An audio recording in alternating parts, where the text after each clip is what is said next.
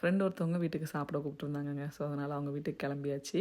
நம்ம வீட்டில் சமைக்க தேவையில்லன்னு நினச்சாவே நமக்கு பயங்கர சந்தோஷம் தான். இந்த சின்ன வயசில் ஸ்கூல் படிக்கும்போதெல்லாம் பார்த்தீங்க அப்படின்னா, ஒரு குறிப்பிட்ட டே லீவுன்னு வச்சுக்கோங்களேன், அதுக்கு 2 வாரத்துக்கு முன்னாடிலேருந்தே அன்றைக்கி லீவுன்னு நினச்சி ஹாப்பியாக இருப்போம் தெரியுமா அந்த 2 வாரம். அதே மாதிரி தான் யாராவது சாப்பிட கூப்பிட்டாங்கன்னு வச்சுக்கோங்களேன், நான் அன்றைக்கி சமைக்க தேவையில்ல, அந்த டேட் அன்றைக்கி சமைக்க தேவையில்லன்னு சொல்லிட்டு ஹாப்பியாக இருப்போம். ஸோ இப்போ யோசித்து பார்த்தா அந்த வயசில் அந்த லீவுக்கும் இந்த வயசில் இந்த லீவுக்கும் என்ன ஒரு பெரிய வித்தியாசம்னு தெரில. ஆனால் அவ்வளோ ஹாப்பியாக மட்டும் இருக்குங்க. ஸோ கடைக்கு கிளம்பி வந்தாச்சு ஃப்ரூட்ஸ் வாங்குறதுக்காக. இன்றைக்கி பிறந்தநாள் கொண்டாடுற பிரபு, உங்களுக்கு இனிய பிறந்தநாள் வாழ்த்துக்கள். உங்களோட ஒய்ஃப் பிரேமலதா உங்களுக்காக கேட்ட மெசேஜ் இது.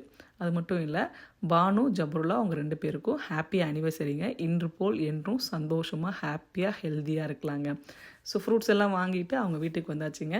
இருந்த டென்ஷனில் சாப்பாடை வீடியோ எடுக்க மறந்துட்டேன். அதுக்கப்புறம் சாப்பிட்டுட்டு கொஞ்சம் நேரம் அவங்க வீட்டில் விளையாண்டுட்டு ரிட்டன் வீட்டுக்கு வந்தாச்சுங்க.